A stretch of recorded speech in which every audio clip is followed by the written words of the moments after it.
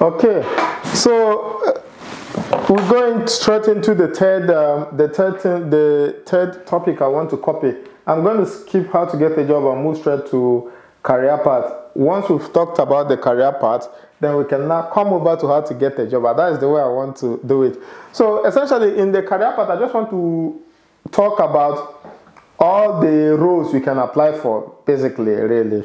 So all the roles you can get a job in and start working. I have about 12 of them. I just wanted it to be a kind of as exhaustive as possible. So I have 12 of them. I will just run through each of them individually. So to start off with, we have the UI UX designer.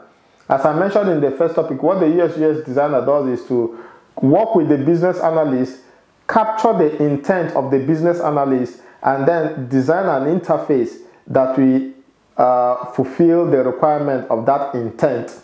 So that's what the UI designer does. And the work product of the UI designer could be a wireframe or a high fidelity mock-up. So it could be a wireframe. A wireframe is just a sketch, something like a sketch. It could just be a wireframe, could just be a sketch. You just do a sketch. Okay, this is where it should be, this is where it should be, this is how it should be, these are the, something of this nature. That's the kind of document, the wireframe document that could be produced by the UX designer. Or it could be a finely designed, full fidelity, high fidelity user interface that the developer can use, the front-end developer can use and go straight and implement. The UX designer, what skill set do you need to learn? Like if you've done, I know if you're a photo guy, you've done engineering drawing. If you did, of course, every photo guy must have done engineering drawing. If you've done engineering drawing, you've already know what UX, you know how to sketch all those things. So that's what UX design is all about. If you did fine art in school, in university, or you can know how to just draw. If you are good in drawing, just learn UX design. It's just a little things, just learn the skills. Then go and work as a UX designer. If you are very good in fine art drawing, this is for you. If you've done engineering drawing in photo in your university days, I did engineering drawing, then you can do this. This is for you as well. If you study fine art in school, this is for you. If you're a good artist, you can participate in the digital industry by learning how to do interface design. I think that is all about interface design. And they pay very well. In fact, in most cases, the interface designer earns more than the software developer, because the skills of a designer cannot be reproduced. But a coder, you can get any coder from any part of the world to just code something. So interface design is very high paying, even compared to software developer. Then we have the front-end developer. The front-end developer focuses on, like I mentioned earlier on, your application could be divided into three parts.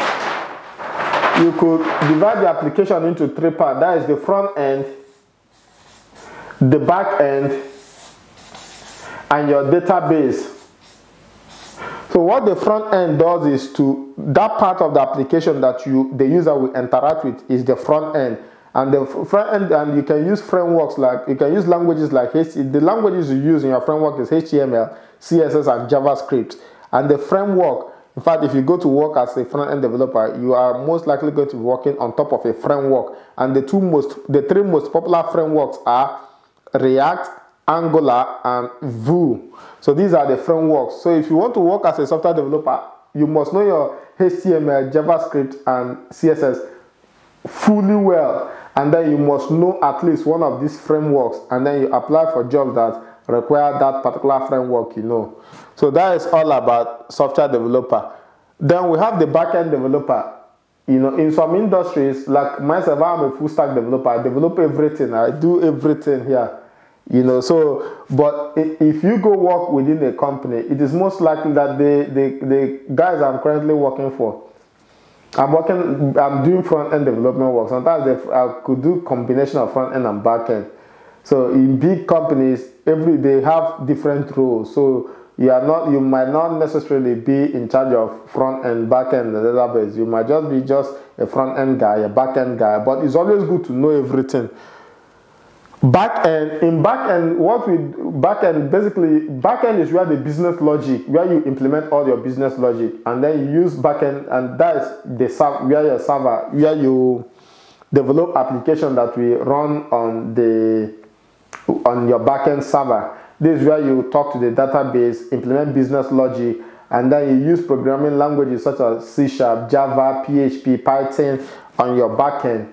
And then you use frameworks like, if you're a C# guy, use framework like ASP.NET Core. If you're a PHP guy, use framework like Laravel. Laravel is the most popular PHP framework. Then if you're a Python, you can either use Django, or Flask. So these are the two. If you are a Java guy, the most popular one I think is Spring. So these are the front end. Then you have a full stack developer. That is all about front and back end developer. In back end developer, as I said, you build business logic and you connect to database. So you need to know how to do database as well as your normal full stack language. Then you have the full stack developer. The full stack developer is somebody that knows how to do both front end and back end and database and everything. You know how to do front end, you know how to even do design. So like I know how to do design, I know how to do front end, I know how to do back end, I know how to connect to do database, I know how to everything, because that is the thing you need to know to become a master in this field. So full stack developer knows everything, knows front end and back end. In most roles, they require full stack developer. So that's why I always suggest there's no point doing half learning. Half learning is when you just learn one thing and then that is all. I prefer to learn everything. That is the way I like learning. Learn all, look at the whole picture. I might not really be very deep in each of them, but at least if you come into, if I'm now doing back end, I could focus and do it very well. If I'm doing front end, I could leave back and focus and do it very well. But I need to have a bird's eye view on the whole thing. Then you have database developer. The database developer develops databases. You know, when software started initially, the heart of the software system is usually the database. And you have the DBA and the database programmer that program the database. In fact, some companies start building the application from the database. So everything is just the database is the almighty for most businesses.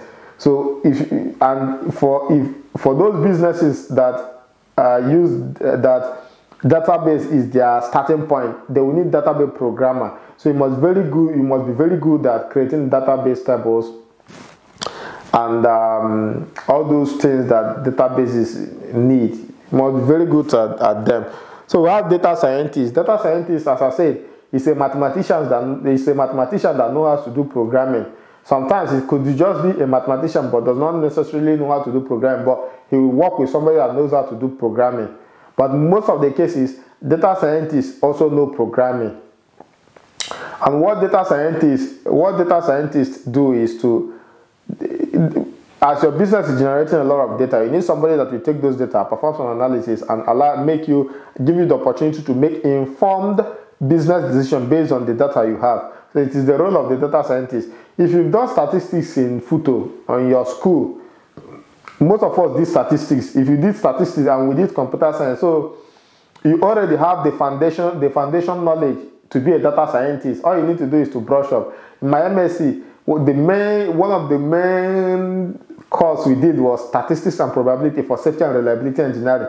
That is purely all the thing I need to be a data scientist.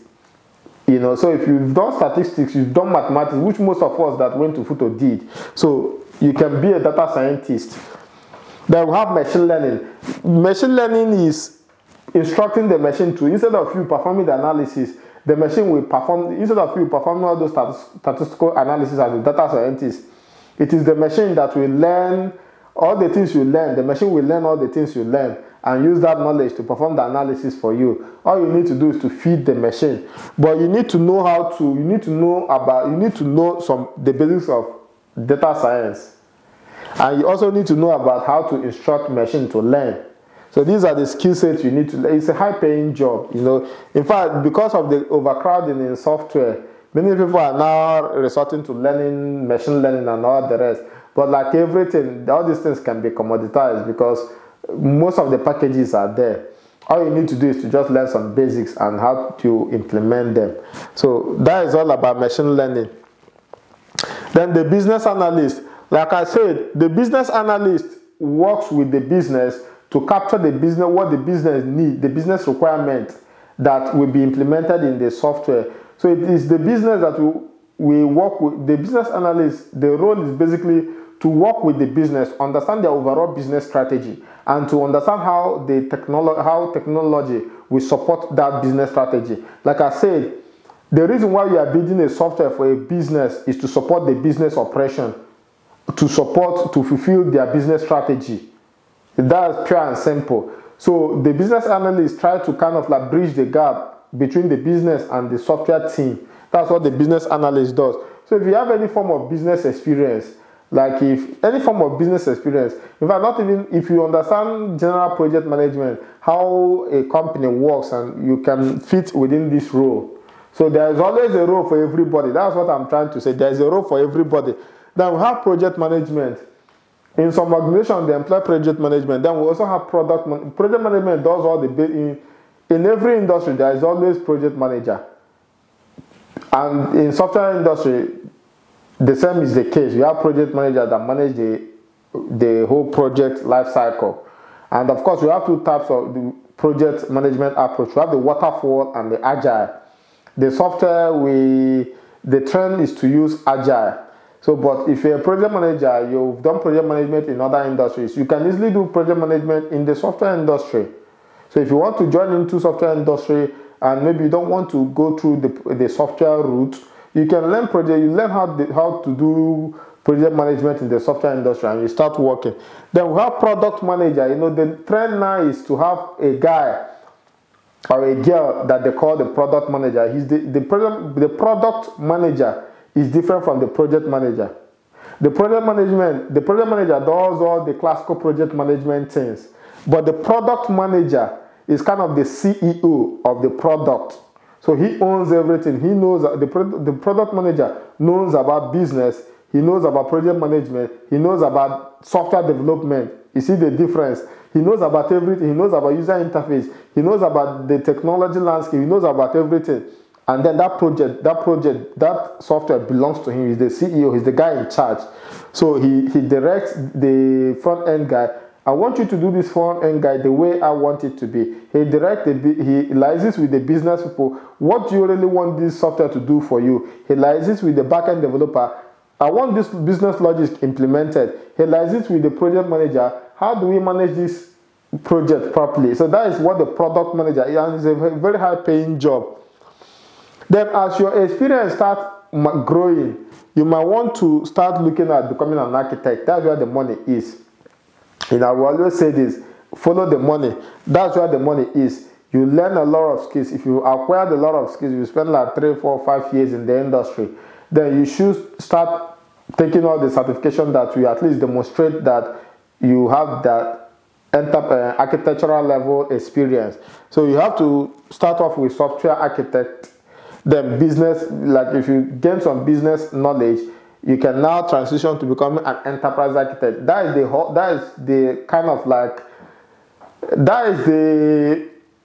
from enterprise architect, you start talking about becoming the CTO, where you have the overall broad responsibility on the project, on both the business part and the software part. So that's what the enterprise architect does.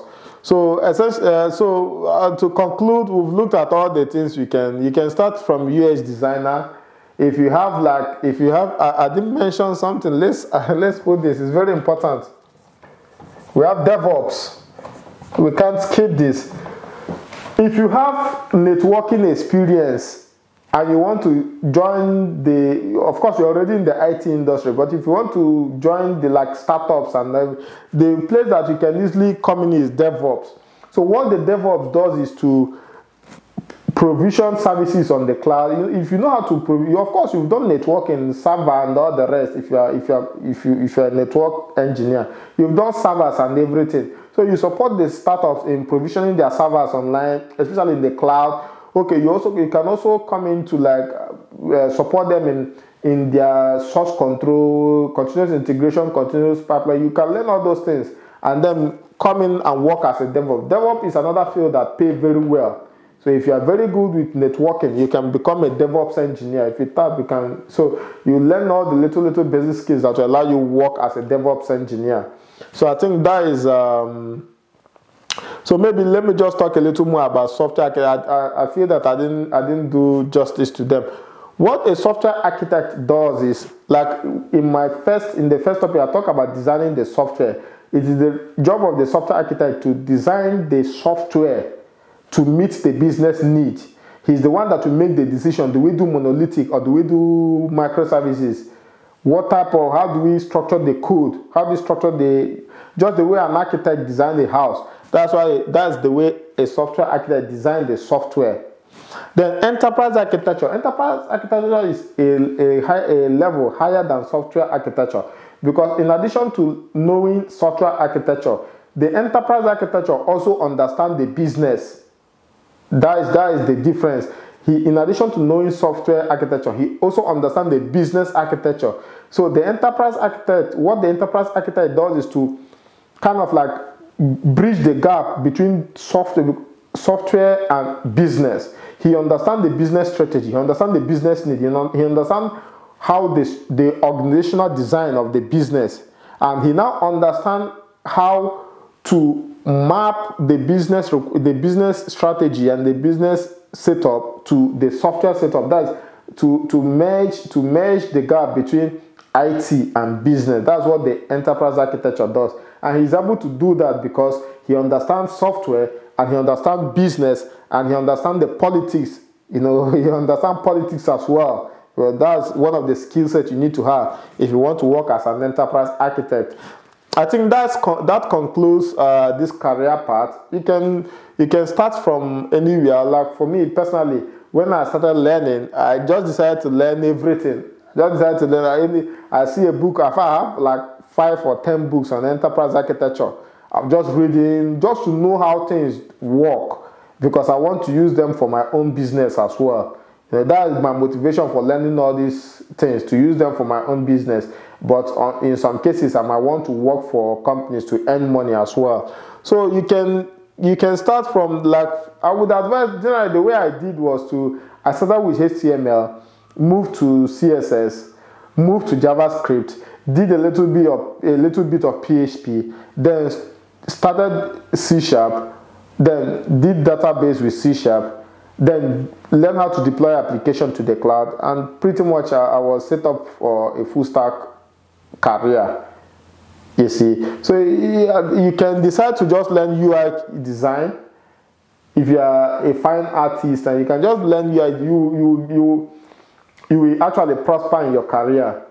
You can decide to learn HTML, CSS, JavaScript, and then frameworks like React and Angular, and decide to work as a front-end developer. You will prosper. There are roles for only front-end developer. You will do very well. Then if you've done database administration before, you can decide, okay, I know how to do database. You can find a job as a database developer. You develop the database. But in addition to your knowledge of database, you might decide, okay, let me see how back-end work. You might decide to learn PHP and the framework Laravel, and then merge it with your database knowledge and become a full stack developer. So there's no one way to the thing. It depends on the experience you are coming with and where you want to go. But you can become anything in this area. If you have a business background, you might want to become a business analyst. But it's always good to merge one skill with another. Like if you become a business analyst and you learn how to design, you can manage these two together. And if you know business analysis and you know UX design, you are pretty much set up. You see, so that is the way it works. You try to combine and see which one is trending, and go for it. So I think that brings us to the conclusion of the career part. The next thing we'll look at is how to get a job. So that I know we've covered these 4 topics that I just wanted to give an overview of all these things before we start going here. I know you will say, where is the code? Where is the code? The code is coming. We start writing code. But if you understand these things, it's become a lot easier to decide, okay, what type of code do I need to learn?